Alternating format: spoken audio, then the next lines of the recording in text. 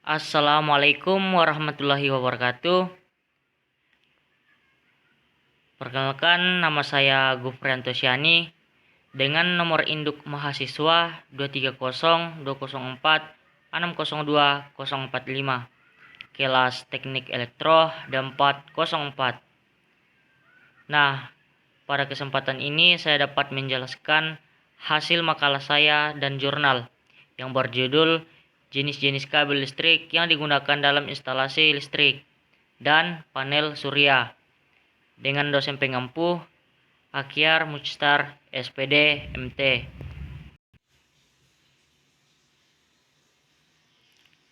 Nah, baik, kita masuk ke materi pertama, yaitu kabel listrik. Kabel listrik adalah suatu konduktor listrik yang dilapisi dengan bahan isolator, biasanya berupa bahan plastik atau karet. Untuk menyampaikan arus listrik dari suatu titik ke titik lainnya, kabel listrik digunakan dalam berbagai aplikasi untuk mentransfer energi listrik, seperti dalam instalasi listrik, bangunan, peralatan elektronik, dan berbagai peralatan lainnya. Adapun kabel listrik merupakan sebuah komponen konduktor di mana berfungsi untuk menghantarkan arus listrik ke benda-benda atau peralatan yang membutuhkan energi listrik agar dapat bekerja. Nah, meskipun jenis-jenis kabel listrik sangat banyak, tetapi pada umumnya di setiap kabel listrik terdiri dari dua bagian utama. Ada bagian isolator dan bagian konduktor. Pada bagian isolator merupakan bahan yang terdiri dapat menghantarkan arus listrik. Pada isolator terdiri dari pembungkus listrik yang memiliki fungsi sebagai pelindung atau agar tidak melukai manusia sehingga aman untuk dipegang. Sedangkan bagian konduktor pada kabel listrik merupakan bagian yang dapat menghasilkan arus listrik. Pada umumnya bagian konduktor pada suatu kabel listrik tersebut dapat bahan logam atau tembaga atau aluminium. Nah, pada materi yang kedua yaitu jenis-jenis kabel listrik. Masing-masing dari jenis kabel listrik memiliki spesifikasi, ukuran, dan kapasitas yang berbeda-beda dalam menghantarkan energi listrik. Ada 12 poin pada kabel listrik yang merupakan yang sering digunakan pada tegangan rendah, yaitu poin yang pertama ada kabelnya, di mana kabelnya adalah salah satu kabel listrik yang memiliki inti tembaga tunggal, biasa disebut pejal, dan dilapisi bahan isolator PVC seperti yang sering digunakan dalam instalasi listrik di rumah-rumah. Nah, pada umumnya kabel listriknya memiliki diameter sebesar 1,5 mm atau 2,5 mm. Dan bahan isolatornya juga bisa bermanfaat. Warna sebagai pembentuk antara fasa, netral, dan ardennya. Adapun macam-macam warna seperti warna merah, kuning, hitam, biru maupun kuning strip hijau. Lapisan isolator ini hanya satu lapisan saja. Nah, ini ada hal-hal yang harus diperhatikan dalam penggunaan kabelnya, di mana ada beberapa petunjuk, yaitu yang pertama, pastikan kabel dilindungi oleh pipa instalasi untuk pemasangan tetap dalam jangkauan tangan. Yang kedua, kabelnya sebaiknya dilindungi pipa PC untuk pemasangan di tempat yang lembab. Yang ketiga, dilindungi pipa instalasi dulu, tidak langsung menempel pada plesteran kayu maupun ditanam langsung. Dan yang keempat, bila dipasang di luar jangkauan, boleh terbuka dengan menggunakan isolator jepit atau roll isolator Dan yang terakhir adalah bisa digunakan dalam peralatan listrik dan PHB. Hindari pemasangan pada ruangan basah, di alam terbuka, serta tempat kerja dan gudang. Pada poin yang kedua yaitu kabel NYM, di mana merupakan salah satu jenis kabel yang memiliki inti lebih dari, di mana masing-masing inti dilapisi dengan isolator. Kemudian beberapa inti yang telah dilapisi tersebut dibungkus menjadi satu, ditambahkan isolasi putih dan seluruhnya karet. Lanjut poin yang ketiga yaitu kabel NYY, di mana merupakan kabel yang dirancang khusus untuk instalasi listrik yang ditanam di dalam tanah dan berbagai kondisi seperti outdoor, tempat yang kering atau lembab. Namun tidak ada salah satunya jika kabel ini tetap perlindungan dengan pipa PVC atau pipa besi agar lebih aman dan terjamin.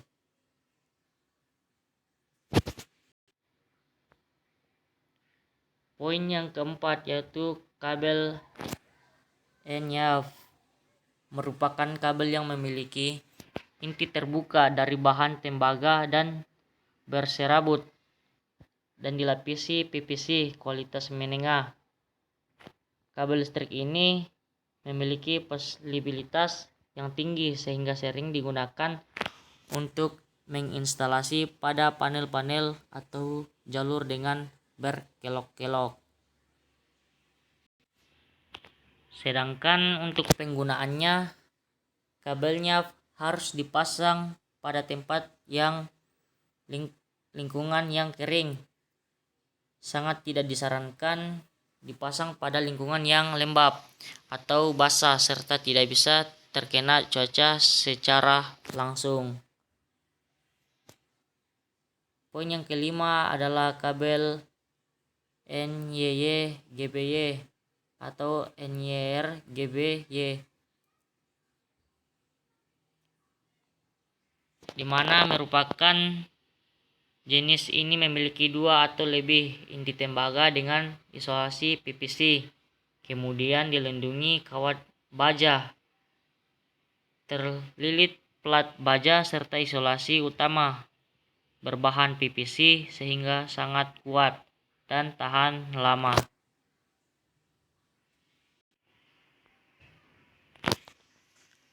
Yang poin keenam yaitu kabel NYCY, di mana merupakan salah satu jenis kabel yang dapat dipasang pada tembaga tempat, baik itu dalam ruangan, di alam terbuka maupun dalam tanah. Kabel ini jenis terdiri dari penghantar konstris yang juga dilapisi dengan pita CU. Kabel seperti pelindung. Kelebihannya dari kabel ini yaitu tahan terhadap berbagai jenis kondisi cuaca. Lanjut poin yang ketujuh yaitu kabel besi. Merupakan kabel memiliki sistem konduksivitas yang baik dan unik, di mana pada konduktornya terdiri dari pilihan beberapa kabel yang satukan sehingga menghasilkan konstriks kabel yang kuat dan tidak mudah putus. Sedangkan pada umumnya kabel ini memiliki ukuran 6 mm hingga mencapai 500 mm dengan kemampuan menerima tegangan maksimal 500 volt. Yang ke-8 yaitu kabel AAA-C, merupakan jenis kabel yang terdiri dari pilihan beberapa kabel yang terbuat dari aluminium, masing-masing memiliki magnesium silikon campuran logam dan memiliki kemampuan menghantarkan listrik yang cukup baik. Pada Tak hanya itu, kabel jenis ini dibuat sebagai kabel yang memiliki konstruksi cukup kuat, anti karat, dan untuk penggunaannya dalam jangkauan waktu yang lama. Poin yang ke-9 yaitu kabel ACSR merupakan kabel yang terdiri dari bahan aluminium dengan inti dari kawat baja. Pada penggunaannya, kabel ini sering berfungsi pada saluran transmisi, sedangkan tinggi yang menyalurkan arus listrik jarak jauh. Pada pemasangannya, biasanya kabel ini dipasang melintang tanpa isolasi ataupun di antara dua tiang menara distribusi.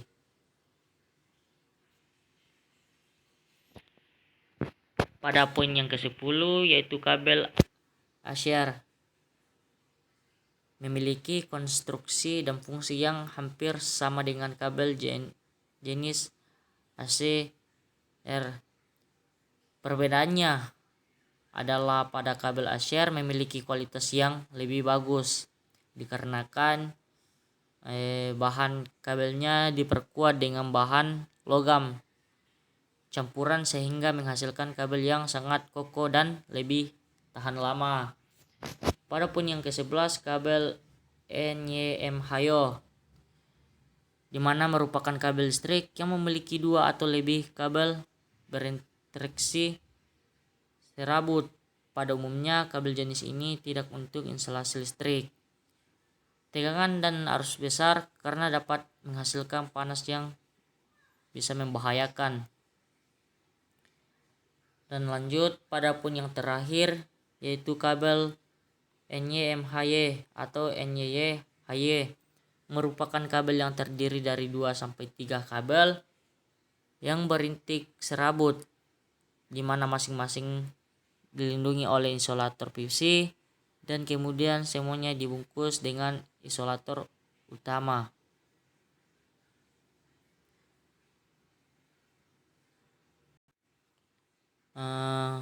Di mana pada perbedaan antara lainnya, isolator utama kabel NYMHY berwarna putih sedangkan isolator utama pada kabel NYYHY berwarna hitam, dan itulah perbedaannya. Nah, lanjut ke materi yang kedua yaitu kabel listrik tegangan menengah. Kabel listrik tegangan menengah digunakan untuk aplikasi dengan voltage antara 1000 hingga 35.000 volt. Beberapa jenis kabel tegangan menengah yang umum digunakan di rumah.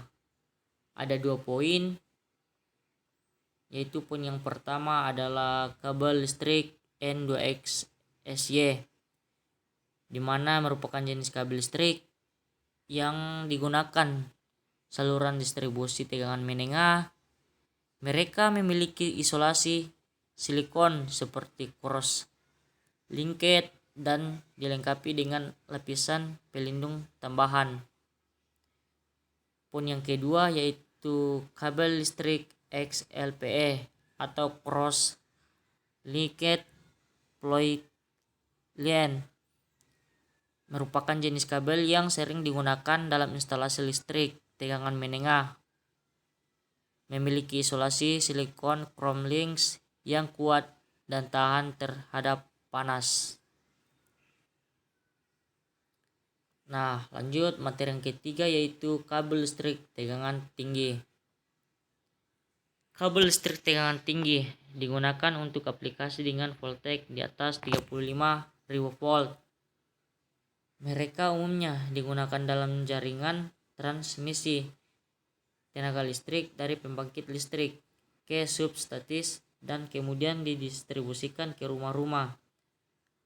Ada beberapa jenis kabel tegangan tinggi yang digunakan dalam sistem tenaga adalah ada 2 poin, yaitu yang poin pertama kabel listrik 2V6, di mana merupakan jenis kabel yang dirancang khusus untuk tegangan tinggi dan digunakan dalam sistem isolasi gas menggunakan gas SVC6 atau sulfur hexafluoride yang meningkatkan kemampuan isolasi. Pada poin yang kedua, kabel listrik GIL atau gas insulate line, di mana jenis kabel tegangan tinggi yang menggunakan sistem isolasi gas dalam tabung logam.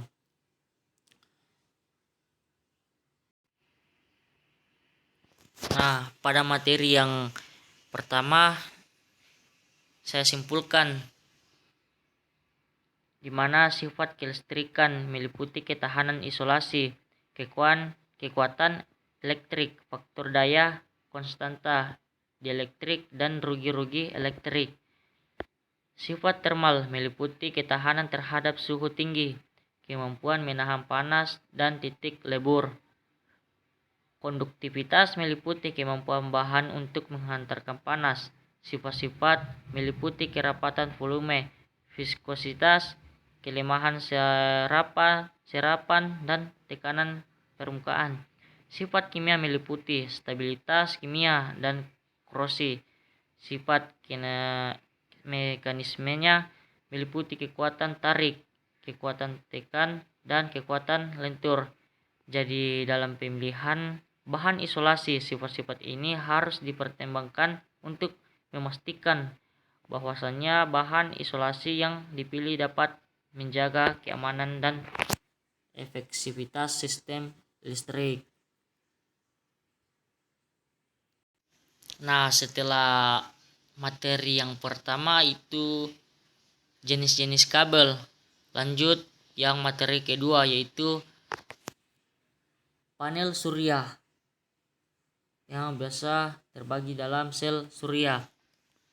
Panel surya adalah perangkat elektronik yang dirancang untuk menangkap energi matahari dan mengonversikannya menjadi energi listrik. Panel surya terdiri dari sel surya atau modul surya yang merupakan unit dasar yang mampu menghasilkan arus listrik ketika terkena cahaya matahari. Kita masuk ke materi landasan teori, yaitu pada materi yang pertama sel surya, di mana sel surya pada dasarnya merupakan fotodioda yang besar dan dirancang dengan mengacu pada fenomena fotosintesa sehingga dapat menghasilkan daya maksimal.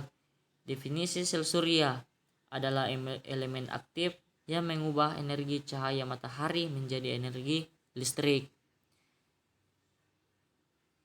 Ketika suatu logam terkena cahaya dalam bentuk foton dengan frekuensi tertentu, energi kinetik dan foton tersebut akan serapat oleh atom-atom logam, di mana atom logam yang menerima radiasi akan melepaskan elektronnya.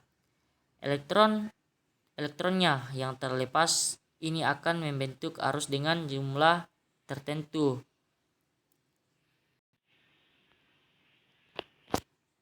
Lanjut pada bagian B, jenis-jenis panel surya. Solar cell merupakan elemen penting yang umumnya terbuat dari bahan semikonduktor, di mana meskipun tenaga listrik yang dihasilkan oleh satu sel surya sangat kecil, beberapa sel surya perlu digabungkan untuk membentuk suatu komponen yang disebut modul. Berdasarkan jenis bahan dari sel surya, modul surya yang umumnya digunakan dapat diklasifikasikan menjadi 3 tipe dengan efisiensi konversi, yaitu yang pertama monokristaline, ada polikristaline, dan ada amorphous. Nah, pada monokristaline dibuat dari silikon kristal tunggal, memiliki efisiensi konversi tertinggi, yaitu 12% sampai 18%. Visualnya dapat dikenali dari warna sel surya yang merata. Poin yang kedua, polikristaline, terbuat dari silikon kristal banyak atau poli. Saat ini paling umum digunakan, efisiensinya lebih rendah dibandingkan dengan monokritas, tetapi lebih tinggi dibandingkan dengan amorphous karena di mana 10% sampai 50%. Pun yang ketiga, amorphous, terbuat dari silikon yang tidak membentuk kristal, dikenalkan juga sebagai non-kristal. Visualnya dapat dikenali dari bentuk lembaga sel surya atau sheet. Pada bagian C, prinsip kerja sel surya. Sel surya terbentuk dari bahan semikonduktor yang terstruktur dengan kutub positif dan negatif. Nah, prinsip kerja sel surya didasarkan pada pemanfaat efek fotovoltaikitas, di mana sel tersebut mampu mengubah energi cahaya matahari secara langsung menjadi energi listrik. Bahan dasarnya sel surya biasanya terbuat dari silikon berkristal tunggal yang menghasilkan proses pemurnian hingga membentuk. Pada bagian D, struktur sel surya. Sering ada berbagai jenis teknologi sel surya yang dikenal sebagai generasi 1, 2, 3, dan 4, yang masing-masing memiliki struktur atau komponen sel surya yang berbeda. Jenis-jenis teknologi sel surya akan dijelaskan dalam tulisan sel surya. Jenis-jenis teknologi ada substrat atau metal. Backing substrat adalah material yang menopang ke seluruh komponen sel surya. Material substrat juga harus mempunyai konduktivitas listrik yang baik karena juga berfungsi sebagai kontak terminal positif sel surya, sehingga umumnya digunakan material metal atau logam seperti aluminium atau molybdenum.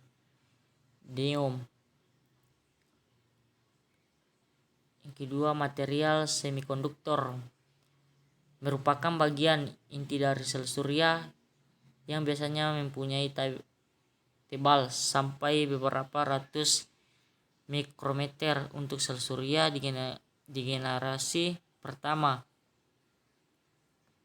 Yang ketiga, kontak metal atau selain substrat sebagai kontak positif di atas sebagai material semikonduktor biasanya dilapisi material metal atau material konduktivitas transparan sebagai kontak negatif. Yang keempat, lapisan anti refleksi yang harus diminimalisir agar mengoptimalkan cahaya yang terserap oleh semikonduktor. Dan yang poin yang terakhir yaitu enkapsulasi atau cover gelas bagian inti berfungsi sebagai melindungi modul surya dari hujan dan kotoran. Nah, lanjut ke poin cara kerja sel surya. Sel surya konvensional bekerja menggunakan prinsip PN junction, yaitu junction antara semikonduktor tipe P dan tipe N. Semikonduktor ini terdiri dari ikatan atom yang dimana terdapat elektron sebagai penyusun dasar. Semikonduktor tipe N mempunyai kelebihan elektron atau muatan negatif, sedangkan semikonduktor tipe P mempunyai kelebihan hole atau muatan positif. dalam suatu atomnya. Kondisi kelebihan elektron dan hole tersebut bisa terjadi dengan mendoping material dengan atom dopant. Sebagai contoh, untuk mendapatkan material silikon di PP, silikon didoping oleh atom boron. Sedangkan untuk mendapatkan material silikon tipe N, silikon didoping oleh atom fosfor.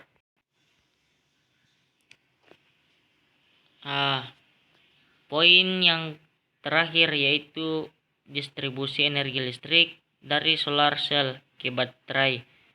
Solar cell merupakan salah satu jenis pembangkit listrik yang tidak menghasilkan polusi sehingga meramah lingkungan. Selain itu, tidak menghasilkan suara yang bising dan tahan lama.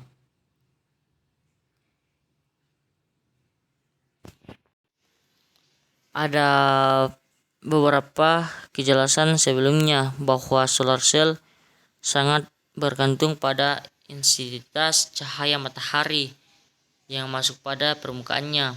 Yang terjadi adalah bahwa daya yang disuplai oleh solar cell ini berubah-ubah dan tidak stabil, tergantung kondisi penyinaran saat itu, sehingga apabila solar cell ini dihubungkan secara langsung, maka dapat merusak beban tersebut.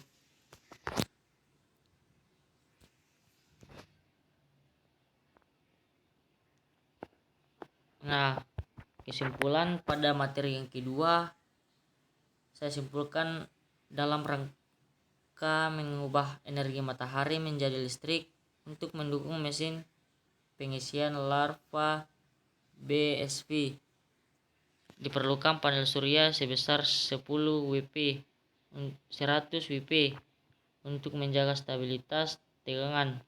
Solari Grain Controller digunakan agar mencapai tegangan sebesar 12 volt. Tegangan yang stabil ini penting untuk mengisi energi baterai dan menyimpan cadangan energi saat menggunakan energi dari baterai untuk mengoperasikan mesin pengering larva BSP. Diperlukan inverter untuk mengubah arus DC menjadi arus AC. Nah, terima kasih telah berpartisipasi dalam menyimak hasil makalah dan jurnal saya. Kalau ada pun kekurangan atau kesalahan kata yang dapat saya sampaikan, mohon dimaafkan karena semua orang pasti memiliki hal yang tidak harus benar, dan itulah yang dapat saya sampaikan. Kurang lebihnya mohon dimaafkan. Assalamualaikum warahmatullahi wabarakatuh.